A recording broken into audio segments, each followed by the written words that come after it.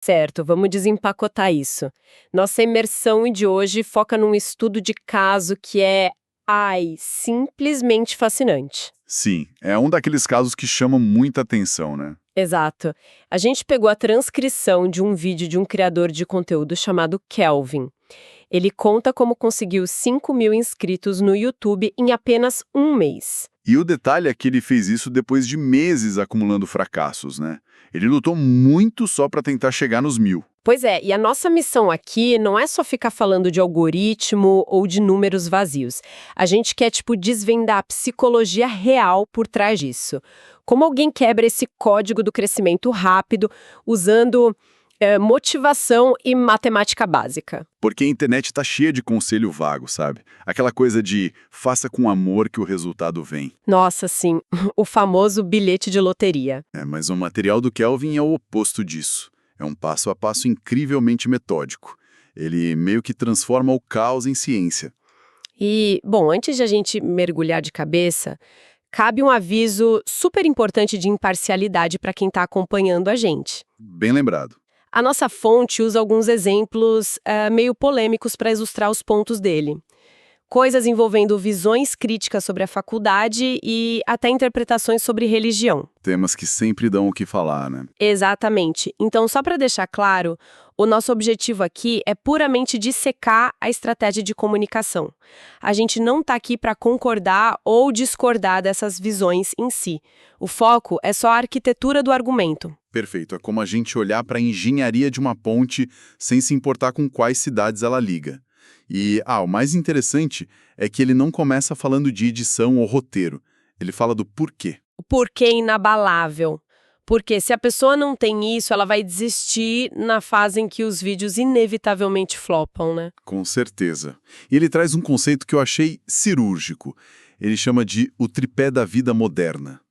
Esse tripé é muito real. É uma dor que todo mundo sente. Ele divide os nossos recursos em 3 coisas, tipo dinheiro, saúde ou energia e tempo livre. E a tragédia é que a gente nunca tem os 3 ao mesmo tempo. Nunca. Pensa nos adolescentes, por exemplo. Eles têm uma energia absurda e todo o tempo do mundo. Mas a conta bancária é zerada, né? Não dá para aproveitar. Exato. Aí a pessoa cresce, entra na fase adulta, dos 20 aos 50 anos, ela tem saúde e finalmente começa a ganhar dinheiro. Mas aí o tempo livre já era, a pessoa está trabalhando o dia todo. Ela troca tempo por dinheiro e a última fase é a terceira idade. A pessoa se aposenta, tem tempo de sobra e, se deu sorte, tem dinheiro guardado. Mas a saúde e a energia da juventude já ficaram para trás. É meio triste, na verdade. É um diagnóstico bem melancólico. Mas aí ele apresenta o YouTube, a criação de conteúdo, como a ferramenta para quebrar esse tripé. Certo, separando o tempo do dinheiro. Porque o vídeo fica lá trabalhando 24 horas por dia, 7 dias por semana. Mesmo enquanto a pessoa está dormindo, o vídeo está gerando valor.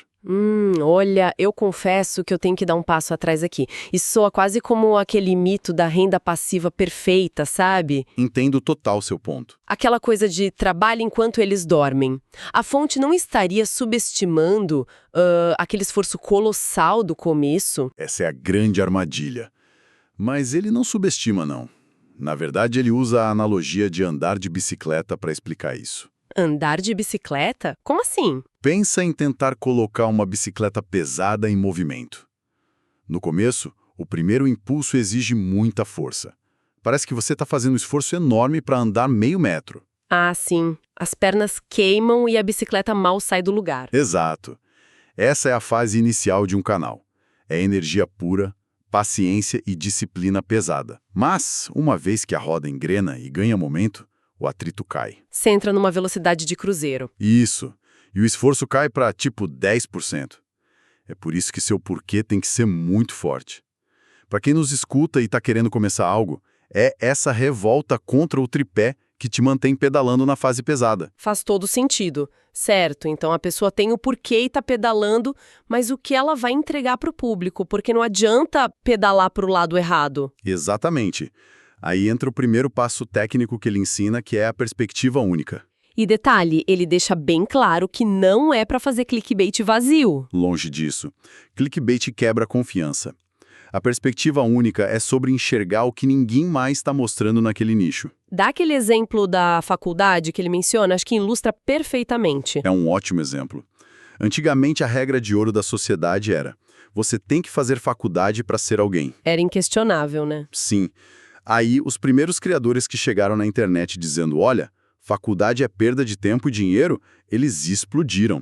Chocou todo mundo. Só que o problema é que hoje em dia todo mundo fala isso. Virou um novo senso comum. Então, se você cria um canal hoje para falar mal de faculdade, você é só mais um na multidão. Aqui é que a coisa fica realmente interessante. Eu gosto de pensar nisso como um pêndulo cultural. Pêndulo cultural. Gosta dessa imagem? Imagina que todo mundo está empurrando um pêndulo gigante para um lado. O lado do não faça faculdade. A oportunidade de ouro não é empurrar junto. É ir lá para o outro lado, cruzar os braços e esperar o pêndulo voltar. Exato. É você ir contra a maré e dizer: não, peraí, a faculdade é essencial sim, mas com argumentos novos. Ele chama isso de apelo à controvérsia. E ele dá aquele outro exemplo do nicho de religião, o do criador JJ, né? Nossa, esse é forte. O JJ fez um vídeo argumentando, com base em textos bíblicos, que o inferno não é eterno. Para a audiência dele, isso é um choque completo. É quase uma heresia, mas é tão fora da caixa que a pessoa é obrigada a clicar. Ela quer ver como ele chegou naquela conclusão, nem que seja para brigar nos comentários depois. Tá, mas como alguém encontra essas perspectivas? Porque a gente não acorda criativo todo dia. Ele sugere usar o YouTube Analytics e ver o que os gigantes do seu nicho estão repetindo. Onde todo mundo concorda, tem uma oportunidade de discordar com inteligência. E tem outra técnica que ele chama de apelo à história. Ah, a teoria da lente de contato para o cérebro. Eu achei essa parte brilhante. É fantástica. A ideia é que duas pessoas podem viver exatamente a mesma situação, mas percebem tudo diferente. Ele dá o exemplo do João e do Cláudio no seminário da faculdade. Conta pra gente como é. O João é super tímido, tem fobia social. Para ele, ir lá na frente apresentar um trabalho é uma ameaça de morte. Ele tem crises de ansiedade dias antes. O corpo entra em modo de sobrevivência total. Exato. Mas o Cláudio, que é o extrovertido da turma, acha a mesma apresentação algo banal. Para ele, é só uma chance de fazer piada. O evento é rigorosamente o mesmo. 20 minutos num palco. Mas a lente de contato de cada um mudou a realidade. Então a sua perspectiva única vem dessa sua lente. Se você for ensinar as pessoas a falar em público usando a dor do João, ninguém pode copiar isso. É a sua assinatura. Mas, convenhamos, inventar um tema do absoluto zero toda vez baseando-se só nas próprias dores deve ser exaustivo, não é? É o caminho mais rápido para o bloqueio criativo. E é por isso que ele introduz o segundo passo, a modelagem. Hobby como um artista, basicamente. Exatamente. A ideia é não inventar a roda. Você pega um vídeo que já está viralizando, entende a estrutura narrativa dele e recria com a sua perspectiva única. A fonte diz que fez muito isso no começo, né? Quando não tinha nem câmera boa. Sim, ele não sabia editar bem. Então ele pegava os vídeos gringos ou de grandes canais e estudava. A analogia que ele usa é a da música, dos covers musicais. Como assim covers? Pensa numa música famosa. Milhões de pessoas fazem covers. Elas mudam o ritmo, colocam um violão diferente, uma voz nova. A essência tá lá, mas o público escuta pela verdade daquele novo artista. Ele até menciona que fez um material chamado Ganhei 5 mil por mês copiando vídeos dos outros, né? E até dava aula disso no WhatsApp. Sim, para mostrar que a retenção de atenção já está validada. Você só precisa vestir aquela estrutura com a sua mensagem. Eu enxergo isso muito como na alta gastronomia. Alta gastronomia? Boa, me explica. Como você pegar uma receita de um prato clássico, tipo o risoto, que todo mundo já ama e a química já funciona, e aí você adiciona o tempero secreto da sua família. A estrutura é a mesma, mas o sabor é só seu. Excelente analogia. Mas eu tenho que questionar uma coisa. Onde fica a linha fina entre essa modelagem e o plágio puro e simples? O que é fascinante aqui é que a diferença está justamente no passo que a gente acabou de discutir. A perspectiva única. A lente de contato. Exato. Se você copia o roteiro e as palavras de outro criador, isso é plágio. Mas se você olha para a estrutura, tipo, olha, ele começou com um problema, depois deu uma solução falsa e no fim revelou o segredo. Você pega esse esqueleto. Você pega o esqueleto, o prato clássico, mas preenche com a sua história e a sua controvérsia. Aí a experiência muda completamente para quem assiste. Única dele, e tá modelando estruturas de sucesso.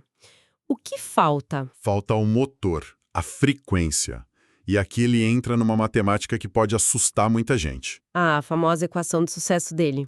Chance de viralização, que é a qualidade, multiplicada pela quantidade de vídeos, é igual ao resultado final. E a recomendação para quem é iniciante é meio brutal, né? Ele manda postar um vídeo por dia. Um por dia, sem desculpas. E aceitando que vai ficar ruim. Sim, a ideia não é acertar uma obra-prima, é ganhar ritmo de jogo. Você tem que aprender a falar para a câmera, aprender a cortar o vídeo, fazer a miniatura, é sobre o ato de treinar. Ele cita aqueles criadores, o Jonas Castro, o Miguel Sped, o Elton Luiz. Eles cresceram justamente assim, postando vídeos super imperfeitos, mas postando todo dia. Já sabe fazer isso de olhos fechados?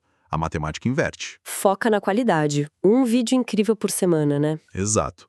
O próprio Calvin conta que no começo postava sem estratégia, no volume, mas depois que ele aprendeu, passou a focar em qualidade e o canal decolou. Porque cada vídeo é tipo um bilhete de loteria pro algoritmo, certo? Quanto mais bilhetes, mais chances da máquina te entender. E mais do que isso, as plataformas amam a previsibilidade. Se você some, a sua relevância despenca. Então, o que tudo isso significa na prática? Porque postar um vídeo por dia não é uma passagem direta para um burnout, para um esgotamento mental. A academia não te machuca se você for todo dia sem preparo físico. Machuca se você tentar levantar 200 quilos no primeiro dia. E é esse o ponto dele. O erro das pessoas é tentar fazer um vídeo com um nível de cinema todos os dias. Ah, a armadilha do perfeccionismo. Exatamente. O conselho de um vídeo por dia é para você ir na academia e levantar o peso mais leve possível. É só para acostumar o seu cérebro e o seu corpo a fazer um movimento. Iluminação básica, roteiro simples e posta. Entendi. É sobre criar o hábito e perder o medo do julgamento, não sobre ganhar o Oscar. Perfeito. O peso leve evita o burnout. Bom, a gente fez uma jornada e tanto aqui. Começamos com a dor do tripé da vida moderna, dando aquele empurrão inicial. Passamos pela necessidade de ter uma perspectiva única, misturada com a modelagem. E, por fim, a frequência constante, esse vídeo por dia para girar a engrenagem. E sabe, se conectarmos isso ao cenário maior, tem um detalhe que ele menciona quase de passagem, mas que é muito profundo. O que seria? Criar vídeos não afeta só o seu canal. Melhora a sua comunicação na vida real, a forma como você organiza suas ideias, até a sua confiança numa reunião de trabalho. Nossa, é verdade. Você tá todo dia se expondo e lidando com a rejeição das métricas, né? Pois é. Então, a provocação que fica para quem está escutando a gente é: e se o verdadeiro produto de todo esse esforço maluco de gravar todo dia não for chegar aos 1000 inscritos? E se o canal for só desculpa? Exatamente. E se o produto final for a versão radicalmente mais confiante e articulada de você mesmo, que vai nascer depois desses 30 dias de imersão? Olha, eu concordo em gênero, número e grau. A pessoa entra querendo views e sai transformada. O canal é só efeito colateral. Exatamente. É uma evolução pessoal disfarçada de marketing digital. Que reflexão maravilhosa para a gente encerrar. Eu acho que todo mundo tem uma bicicleta estacionada na garagem da vida, só esperando por aquele primeiro pedal pesado. Qual é a bicicleta que quem está acompanhando a gente hoje está hesitando em começar a pedalar? O atrito inicial é real, mas o vento no rosto depois compensa. Com certeza compensa. Bom, a gente fica por aqui nessa investigação. Até a próxima!